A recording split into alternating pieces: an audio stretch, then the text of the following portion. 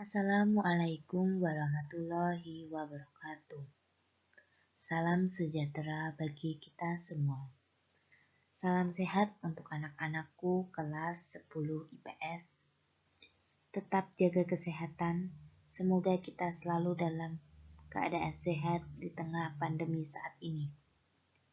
Pada pertemuan sebelumnya, kita telah mempelajari mengenai hakikat ilmu geografi dan juga ilmu penunjang geografi. Pada pertemuan kali ini, kita akan mempelajari mengenai konsep dasar geografi dan juga pendekatan geografi. Ibu harap kalian tetap semangat dalam belajar dengan segala keterbatasan saat ini.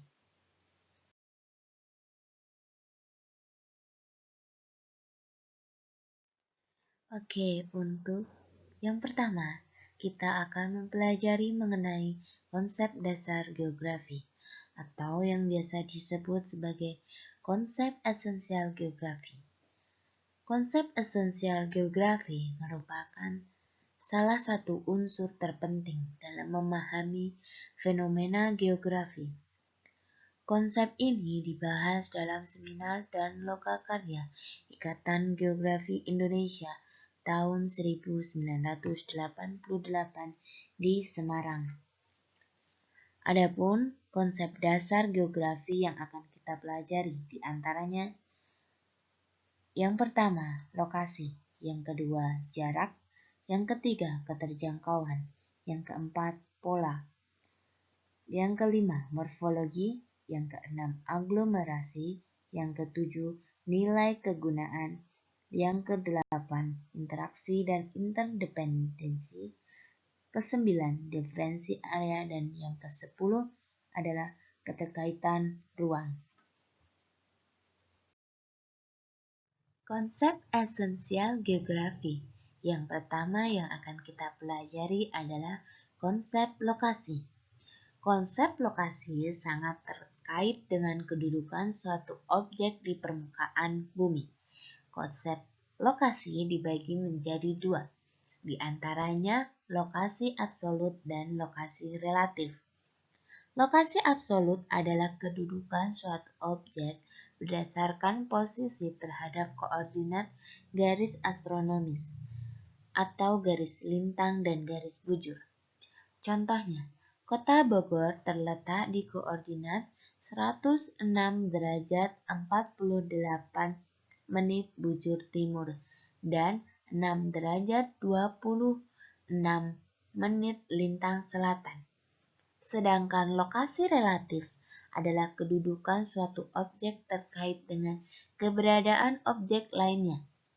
Contohnya, Kota Bogor adalah sebuah kota yang terletak di antara Lebak, Sukabumi, Cianjur, Bekasi, dan Serang. Jadi, lokasi adalah posisi atau fenomena atau daerah di permukaan bumi. Konsep esensial geografi yang kedua adalah jarak. Jarak adalah takaran panjang satu fenomena ke fenomena lain di permukaan bumi. Jarak dapat dibagi menjadi dua, yaitu jarak absolut dan jarak relatif. Jarak absolut adalah jarak yang diukur dalam satuan panjang, seperti meter atau kilometer. Sedangkan jarak relatif adalah jarak yang diukur dengan tidak menggunakan satuan panjang. Contoh jarak absolut adalah jarak Kuala Lumpur ke Beijing adalah 5.098 mil. Sedangkan contoh jarak relatif adalah jarak tempuh Kuala Lumpur ke Beijing adalah 4 jam perjalanan pesawat. Jadi, dengan jarak yang sama dapat diketahui antara jarak absolut dan jarak relatif, antara jarak yang diukur dengan satuan panjang dan jarak yang tidak diukur dengan satuan panjang. Konsep esensial geografi yang ketiga adalah keterjangkauan atau aksesibilitas. Keterjangkauan menyangkut ketercapaian untuk menjangkau suatu tempat atau wilayah. Sarana apa yang digunakan atau alat komunikasi apa yang digunakan dan sebagainya. Dalam gambar terdapat dua aksesibilitas, yaitu high accessibility dan low accessibility. High accessibility terdapat di aksesibilitas kawasan perkotaan, sedangkan low accessibility terdapat di area pedesaan. Terdapat perbedaan di antara kedua gambar tersebut, di mana aksesibilitas kawasan perkotaan jauh lebih mudah dibandingkan aksesibilitas di area pedesaan. Hal itu dapat dipengaruhi oleh kondisi medan serta sarana dan prasarana transportasi menuju objek suatu wilayah. Konsep selanjutnya adalah pola. Pola adalah bentuk persebaran berulang suatu fenomena pada kawasan di permukaan bumi. Contohnya, pola pemukiman penduduk. Terdapat pola pemukiman yang memanjang searah garis pantai. Ada pola pemukiman yang memanjang searah dengan jalan raya, pola yang memanjang sesuai dengan alur sungai, dan juga pola yang menyebar. Selanjutnya ada pola aliran sungai, yaitu ada pola dendritik, pola rektangular, pola trelis, dan lain sebagainya. Konsep selanjutnya adalah morfologi. Morfologi menggambarkan bentuk muka bumi sebagai hasil tenaga endogen dan eksogen yang membentuk dataran rendah, dataran tinggi, dan pegunungan. Dalam gambar dijelaskan bahwa bentuk permukaan bumi yang sangat bermacam-macam. Di antaranya ada pegunungan, lautan, dataran rendah, dataran tinggi, dan sebagainya. Morfologi suatu wilayah akan mempengaruhi keberadaan dan kegiatan manusia. Contohnya dalam hal penggunaan lahan. Lahan di daerah pegunungan dapat dimanfaatkan sebagai pertanian, perkebunan, dan lain sebagainya. Sedangkan dataran rendah dapat digunakan sebagai daerah industri atau daerah pemukiman yang padat. Konsep esensial geografi selanjutnya adalah aglomerasi.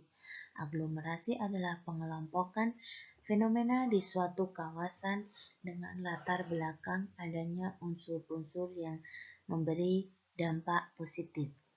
Misalnya, aglomerasi industri atau pengelompokan kawasan industri yang bertujuan untuk mempermudah kegiatan industri. Sedangkan adanya aglomerasi pemukiman atau pengelompokan pemukiman orang rantau yang bertujuan untuk tata ruang kota.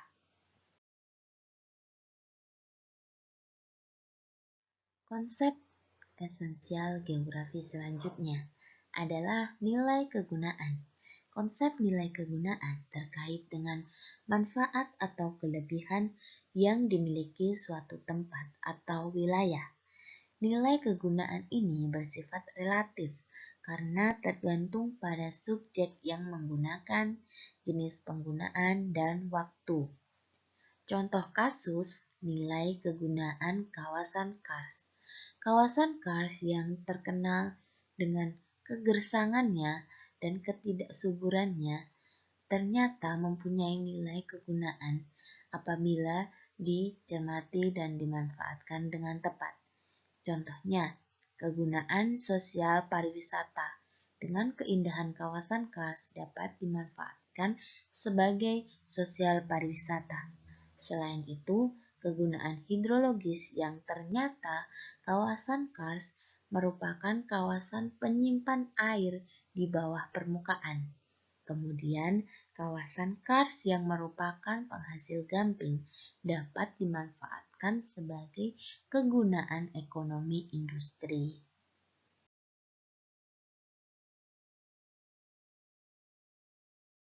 Konsep selanjutnya adalah interaksi dan interdependensi. Interaksi dan interdependensi adalah keterkaitan ruang antara satu dengan yang lain. Misalnya interaksi antara desa dan kota. Dalam gambar merupakan contoh terjadinya interaksi desa dan kota, di mana desa dalam melakukan pengelolaan lahan memerlukan teknologi dan modal dari kota. Sedangkan kota memerlukan kebutuhan pangan dan tenaga kerja dari desa. Selanjutnya adalah diferensiasi area. Diferensiasi area adalah konsep yang menjelaskan mengenai perbedaan-perbedaan antar wilayah dan kaitannya terhadap kehidupan sosial penduduk setempat. Contohnya, dalam gambar dijelaskan bahwa daerah pesisir cenderung membuat masyarakatnya bekerja sebagai nelayan, sedangkan daerah pegunungan cenderung masyarakatnya bekerja sebagai petani, dan di daerah gurun cenderung masyarakatnya beternak unta sebagai penghasilannya.